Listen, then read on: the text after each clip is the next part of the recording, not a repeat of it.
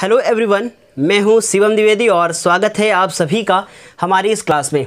आज की इस क्लास में हम बात करने वाले हैं समांतर श्रेणियों पर आधारित कुछ एनसीईआरटी क्वेश्चंस के बारे में।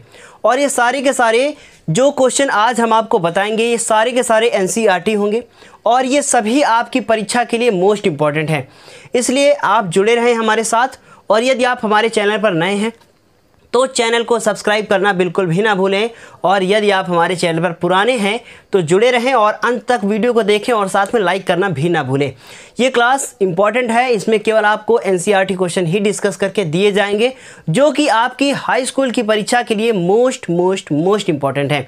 चलिए पहले क्वेश्चन के साथ शुरुआत करते हैं और पहला क्वेश्चन तो काफ़ी आसान नज़र आ रहा है। क्या लिखा है? उस समांतर श्रेणी का प्रथम पद ज्ञात कीजिए। क्या कह रहा है? उस समांतर श्रेणी का प्रथम पद ज्ञात कीजिए जिसमें पदांतर 6 और 8 12 बराबर 37 हो। पदांतर का मतलब पदों का अंतर, जिसे सार्वांतर कहते हैं। तो सबसे पहले हम लोग लिखेंगे कि दिया है, क्या दिया है हमें? पदांतर दिया है, मतलब हमें डी दिया है जिसे सार्वांतर भी कहते हैं, याद रखिएगा। उसके बाद 8 12 बराबर कितना दिया है? बराबर 37 दिया है। ये तो बिल्कुल बच्चों वाला क्वेश्चन दे दिया है क्योंकि इस तरीके के क्वेश्चन आप तो बहुत सारे कर चुके हैं। तो 8 12 बराबर कितना है? 37। 8 12 लिखा है, आप फॉर्मूला जानते हैं। 8 12 मतलब a + 11 d होता है। क्यों? क्योंकि एक घटाकर यहाँ पे d के साथ लिख दिया जाता है। उसके बाद ये हो गया 37। a की वैल्यू हमें निकालनी है, पड़ा रहने दीजिए। 11 हो गया, d का वैल्यू दिया है 3 हो गया, बराबर कितना हो गया? 37। और ये हो गया a प्लस ये हो गया 33 और ये हो गया 37। ये 33 जब उधर जाएगा तो कितना बचेगा? हो जाएगा हमारा 37 - 33 और इधर हो गया a, मतलब a बराबर आपको उत्तर आ गया है 4। इस तरीके से आपका जो प्रथम पद था वो तो बहुत आसानी से ये सॉल्व हो चुका है। ये क्वेश्चन बहुत आसान था, लेकिन इसके बाद के जितने क्वेश्चन होंगे वो बहुत ही ज़्यादा इम्पॉर्टेंट होने वाले हैं। तो ये पहला क्वेश्चन है। इसके बाद अब हम बात करेंगे अपने दूसरे क्वेश्चन की। अब हम समझते हैं अपने दूसरे और सबसे इम्पॉर्टेंट क्वेश्चन को। बहुत ध्यान से इसको सुनिएगा। क्या लिखा है? लिखा है केंद्र ए से प्रारंभ करते हुए बारी बारी से केंद्रों ए और बी को लेते हुए त्रिज्याओं 0.5 सेंटीमीटर, 1 सेंटीमीटर, 1.5 सेंटीमीटर, 2 सेंटीमीटर वाले उत्तरोत्तर अर्धवृत्तों को खींचकर एक सर्पिल बनाया गया। मतलब क्या किया गया कि पहले स्केल में 0.25 सेंटीमीटर की एक 0.5 सेंटीमीटर की एक त्रिज्या ले ली और एक यहाँ पे रख के सर्पिल बना दिया गया ऐसे। फिर उसके बाद क्या किया गया? ऐसे अर्धवृत्त बनाया गया। फिर यहाँ पे रखा गया और फिर एक अर्धवृत्त बनाया गया। देखिएगा ये वाला अर्धवृत्त बनाया गया, इसका नाम I1 दिया। फिर यहाँ रखा, फिर ये इसका नाम I2 दिया। पहले क्वेश्चन को समझ लीजिएगा, बहुत आसान है। फिर इसके बाद ये I3 दे दिया गया नाम इसका। यहाँ से बढ़ा, फिर ये I4 नाम दे दिया गया और उसके बाद डॉट डॉट डॉट ऐसे बढ़ता चला गया। अर्धवृत्तों को खींचकर एक सर्पिल बनाया गया है। फिर लिखा है 13 क्रमागत अर्धवृत्तों, याद रखिएगा अर्धवृत्त लिखा है। अर्धवृत्तों से बने इस सर्पिल की कुल लंबाई क्या होगी? मतलब हमें क्या करना है? इस वाली लंबाई को, इसको और सारी लंबाइयों को आपस में जोड़ना है। कब? जब ये 13 जो है अर्धवृत्त बने, मतलब ये 1 फिर 2 फिर 3 4 ऐसे करके करना है। बस यहाँ पे आपको श्रेणी बनाने की आवश्यकता है। यदि आप श्रेणी बना ले गए तो क्वेश्चन बहुत बेहतर ढंग से समझ जाएंगे। तो हम आपको बताना चाहेंगे कि जो अर्धवृत्त होता है, जो आपको वृत्त पता है, ये वृत्त होता है। इस वृत्त की जो परिधि होती है वो होती है 2πr। लेकिन अगर अर्धवृत्त हो जाए, ये आधा कट जाए तो हम लोग इसकी परिधि को क्या कर देंगे? 2 से डिवाइड कर देंगे, मतलब ये बचेगा πr। ठीक है, तो ये नोट के तौर पे लिख लीजिएगा कि अर्धवृत्त की परिधि πr होती है। इसी के बेस पे इस क्वेश्चन को हम सॉल्व करना शुरू करते हैं।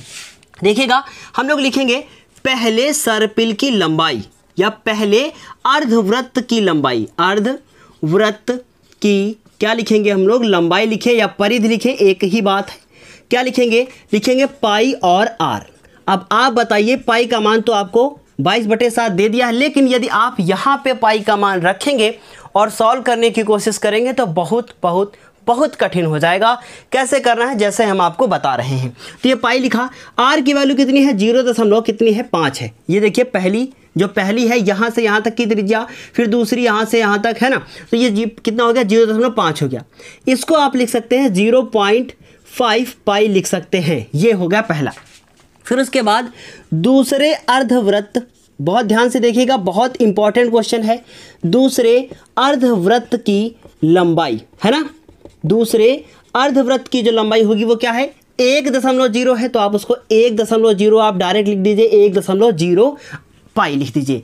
तो ये हो गया पहले की, ये हो गई दूसरी की। फिर हम इसी प्रकार लिख देते हैं, क्या लिख देते हैं, इसी प्रकार हम लोग श्रेणी बना लेते हैं।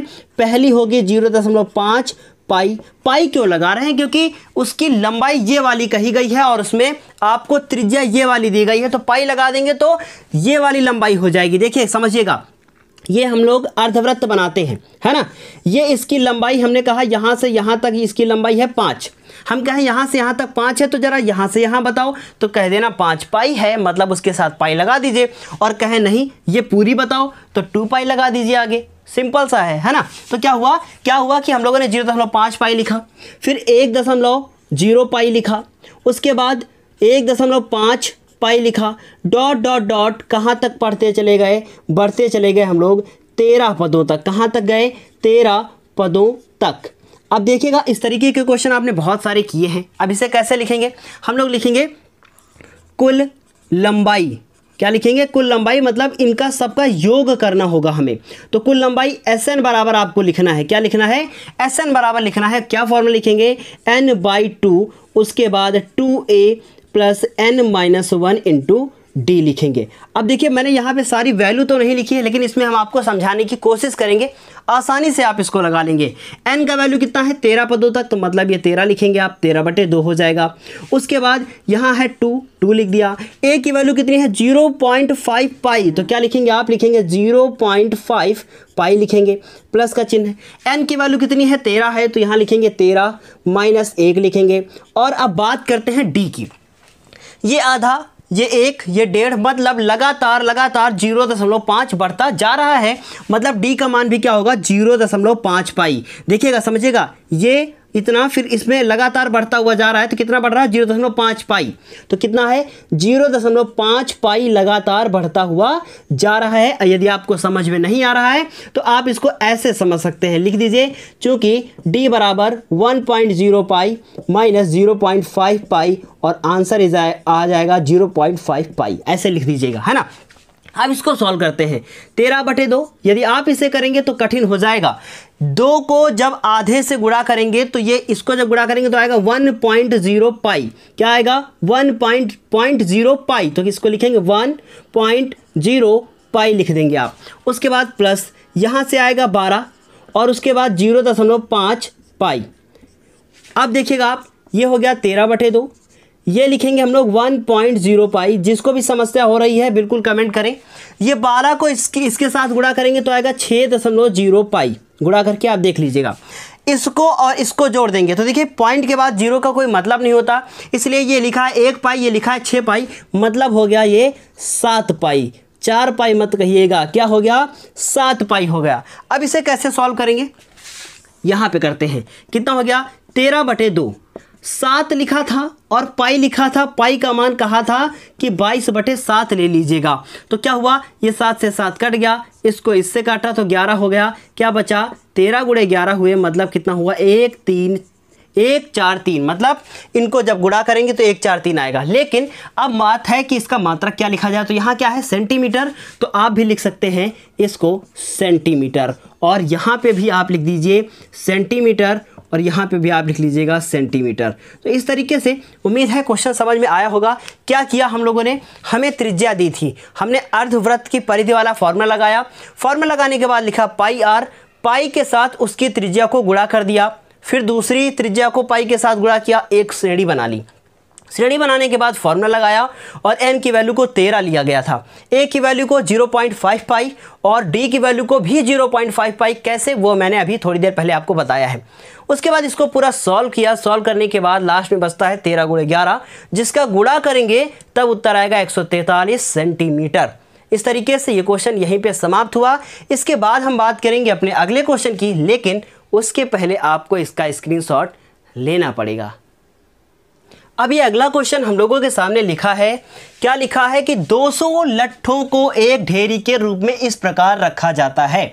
सबसे निचली वाली पंक्ति में 20 लट्ठे, मतलब इसमें टोटल 20 लट्ठे हैं।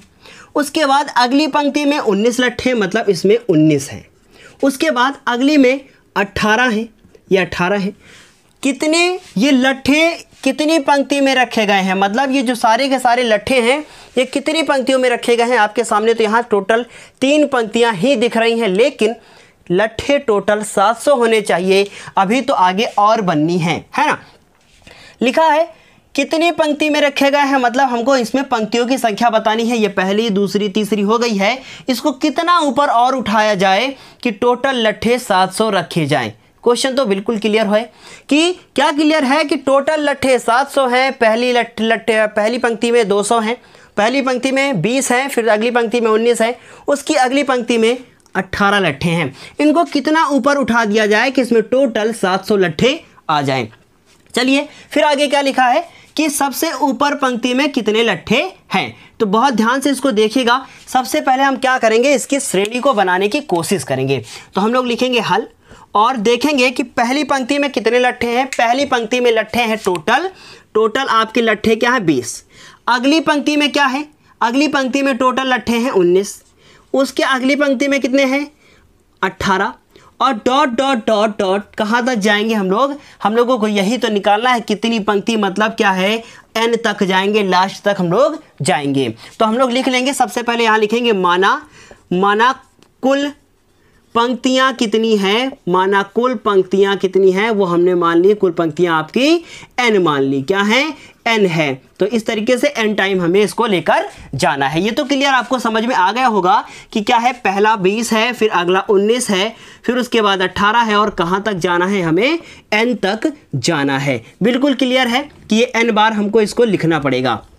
उसके बाद समझिएगा, फिर लिखा है सबसे ऊपरी पंक्ति में कितने लट्ठे हैं, मतलब जो इसका लास्ट वाला पद आएगा उसकी वैल्यू भी हमें बतानी है, मतलब हमें an भी बताना है। तो क्या क्या ज्ञात करना है, हमें ज्ञात करना है n ज्ञात करना है और लास्ट में जो पद आएगा उसकी वैल्यू भी ज्ञात करनी है। बिल्कुल क्लियर सी बात है। क्योंकि Sn बराबर आपको क्या दे दिया गया है, Sn बराबर आपको दिया गया है 200। क्यों, क्योंकि कुल जो लट्ठे हैं वो कितने लट्ठे हैं, कुल लट्ठे आपके कितने हैं 200 हैं, है ना। अब क्या करेंगे, आप इसको हल करेंगे, लेकिन हल करने के लिए आपको d की वैल्यू चाहिए। तो d कैसे निकलेगा, 19 में से आप 20 को घटा देंगे तो आपका कितना आ जाएगा, d आ जाएगा -1। a बराबर कितना आ जाएगा, a बराबर आ जाएगा आपका 20।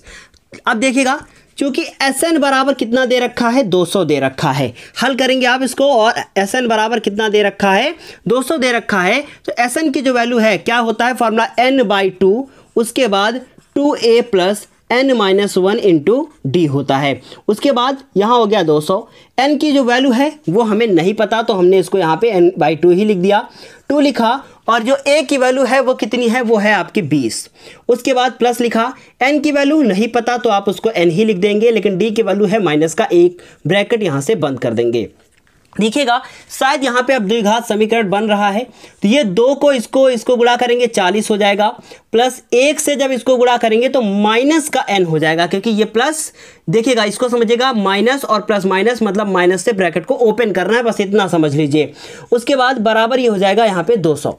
अब देखेंगे आप, ये हो गया n/2। तो आप चाहें तो इस 2 का वहाँ से गुणा कर सकते हैं, लेकिन अगली लाइन में कीजिएगा। 40 और 1 कितना हो गया, 41 हो गया, 41 हो गया। उसके बाद ये माइनस का n हो गया और इसके बाद यहाँ हो गया 200। अब क्या करेंगे, इस 2 का इससे गुणा कर देंगे तो कितना आ जाएगा, 400 होगा। क्यों गुणा करेंगे, क्योंकि ये इसके बटे में लिखा है, उधर जाएगा तो गुणा हो जाएगा। n का इससे कर दीजिए या फिर आप पढ़ा रह दीजिए, वरना एक साथ आपको सबको समझ में नहीं आएगा। अब n का जब 41 से करेंगे तो कितना आएगा, जब n का 41 से करेंगे तो 41n आएगा। n का जब n से करेंगे तो माइनस का n² आएगा और उसके बाद बराबर में लिखेंगे 400। अब इसको आप लिखेंगे माइनस का n² प्लस का 41n और ये 400 इधर लाएंगे तो माइनस का 400 हो जाएगा, बराबर कितना, 0। अब चूंकि ये आगे माइनस है इसलिए सारे चिन्ह बदलने पड़ेंगे और यहाँ लिखना पड़ेगा माइनस से गुणा, क्योंकि जो ये द्विघात समीकरण है ये पॉजिटिव होना चाहिए, मतलब आगे का x² का गुणांक प्लस में होना चाहिए, तभी आप इसे बेहतर ढंग से कर सकते हैं। तो ये 41n हुआ और प्लस का 400 हुआ। अब क्या करना है, 400 के ऐसे खंड कर रहे हैं कि जोड़ने पर 41 आए। तो क्या करेंगे, हम लोग लिखेंगे 400 और इसके खंड करना शुरू कर देंगे। तो 2 से करेंगे फिर 200 होगा, फिर 2 से करेंगे तो ये होगा 100, फिर 2 से आप करेंगे तो ये आएगा आपका 50, 2 से करेंगे फिर से तो कितना आएगा 25। तो देखिएगा ये हो गया 16 और ये हो गया 25, 25 प्लस 16 लिख दीजिए, कितना हो जाएगा 41 हो जाएगा। तो ब्रैकेट में आप लिखेंगे 25 प्लस 16 और आगे लिखेंगे आप माइनस का n और ये हो गया n square minus n, 25 plus 16 plus का 400 बराबर कितना 0। n स्क्वायर माइनस का 25n हो गया, माइनस का 16n हुआ और प्लस का कितना हो गया 400 बराबर कितना 0। इतना तो क्लियर समझ में आपको आ रहा होगा। उसके बाद देखिएगा बहुत ध्यान से, इसमें कॉमन ले लेंगे, n मिलेगा कॉमन हम लोगों को। अब क्या बचेगा बहुत ध्यान से इसको देखिएगा, n मिलेगा तो यहाँ लिखेंगे n और उसके बाद अंदर बचेगा n माइनस 25। यहाँ कॉमन क्या है 16 कॉमन लेंगे माइनस का, अंदर बचेगा n माइनस का 25 बराबर कितना 0 हो जाएगा। अब ये हो गया n माइनस 25 एक ब्रैकेट में, n माइनस 16 एक ब्रैकेट में बराबर कितना हो गया 0। अब n के 2 उत्तर आ गए, क्या आ गया n बराबर 1 आ जाएगा आपका 25 और एक n बराबर आ जाएगा आपका 16। ये कैसे आया, आप लिखेंगे n माइनस 16 बराबर 0 तो n बराबर कितना 16 आ गया और इधर लिखेंगे आप n माइनस 25 बराबर 0 तो आपका n बराबर कितना आ जाएगा, आपका n बराबर आ जाएगा 25। तो इस तरीके से n के कितने मान आए 2 आए, लेकिन इसमें से एक सही है और एक गलत है।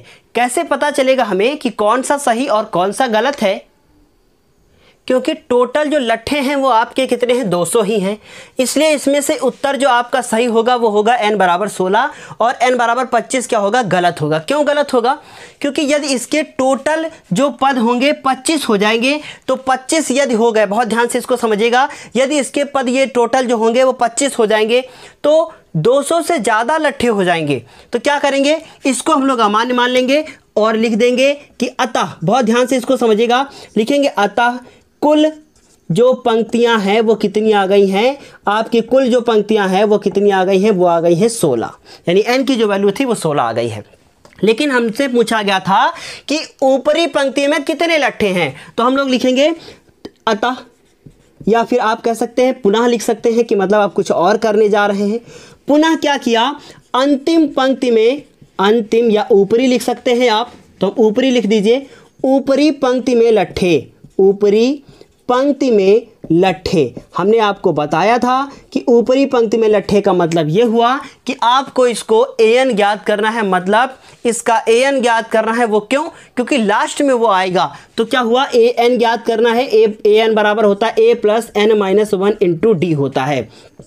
a की जो वैल्यू है वो कितनी है, a की जो वैल्यू है आप यहाँ से देख सकते हैं कितनी है, 20 है, 20 लिख दिया गया।